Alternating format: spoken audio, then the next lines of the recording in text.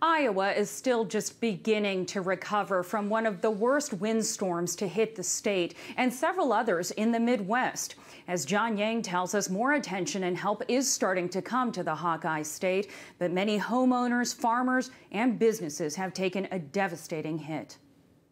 A full week after a powerful storm barreled through the Midwest with hurricane-force winds, many in the hardest-hit state of Iowa are still reeling. The straight-line windstorm, known as a derecho, claimed at least 3 lives in Iowa and severely damaged or destroyed roughly 8,200 homes. It feels like I'm in a third world nation. Like, this to me seems as if it's our version of a Katrina minus the deaths. Kelly McMahon volunteered after the storm ripped through a Cedar Rapids apartment complex that was home to refugees from African and Pacific Island nations. This is people living in apartments with no roofs, no front walls, the fronts of the patios off. I mean, the wires just hanging down. Where in the world is our government helping us out? Most don't speak English, complicating their efforts to get help. We have people who don't have houses, and we're not talking about 1, 2, 3. We're talking about hundreds of families that will probably be sleeping in their cars. Cedar Rapids City Manager Jeff Pomerantz defended the city's response. This is an unprecedented disaster that's affected our entire community. Lots of people impacted. Some of the residents that have been displaced. We've got council members working around the clock trying to make sure those residents have a place to go. The storm toppled scores of trees, taking down power lines and cutting electricity to hundreds of thousands of homes across Iowa. Tens of thousands were still in the dark today. Millions of acres of Iowa farmland were flattened, with corn and soybean crops hit the hardest.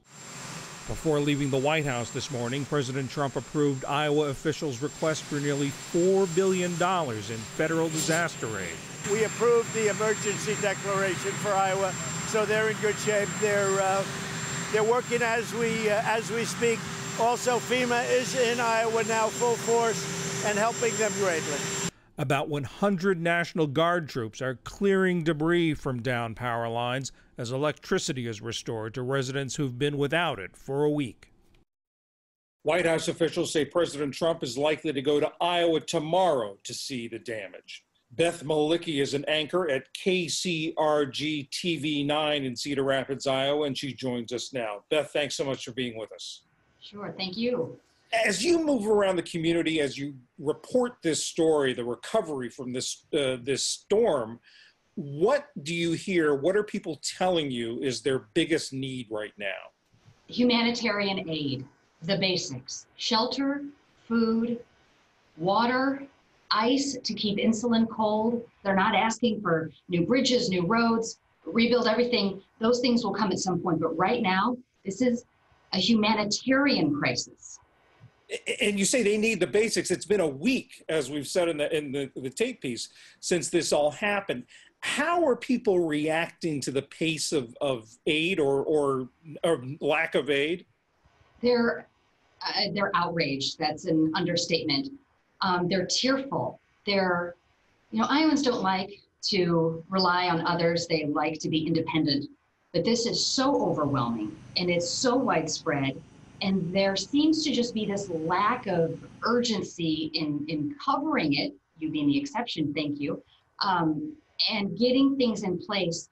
It's so desperate that people from nearby communities that weren't as hard hit are coming in and going door to door to check on people. We have found people who have been stuck in their homes, a man in his wheelchair, an elderly couple in their 90s. That's not our job as media. We really just shine a light.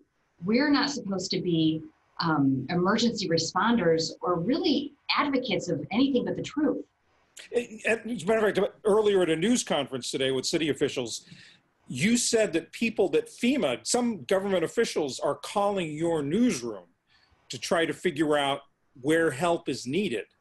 That happened last night. They couldn't get through to anybody at the city to find these people and give them help. These folks were living outside in makeshift tents, and some of them were still living inside their homes that were missing roofs and walls with exposed wires. Well, there's no power coming in anyway, and nails and children. And this is a community in this particular apartment complex that is predominantly people who came here as refugees from the Democratic Republic of Congo, from Micronesia, and these people need translators. They're terrified. They don't know where to go to get help. Whereas somebody like me, and I have storm damage, but that doesn't matter. But I know how to connect.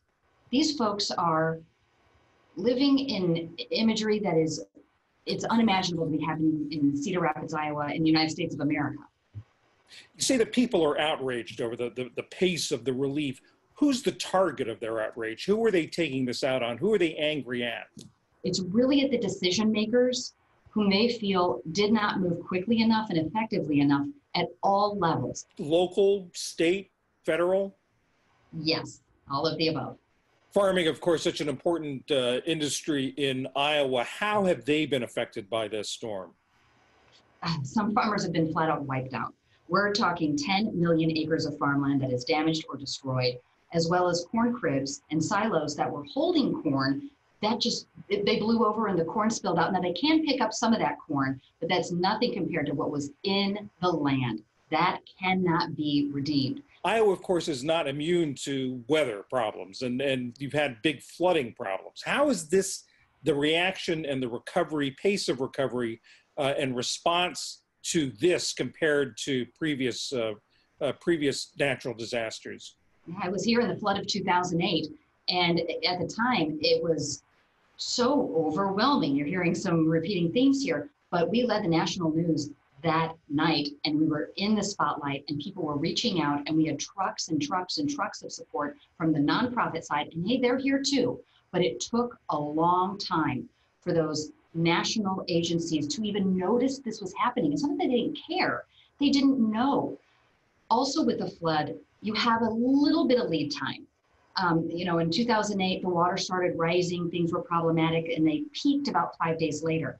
This derecho, we had about 2 hours warning, 2 hours. A man died in Iowa because he was riding his bike and a tree fell on him. We have a child who's 8 years old in intensive care because immediately following, her dad was trying to remove trees and she was crushed by one. We were so not ready, and that isn't our fault.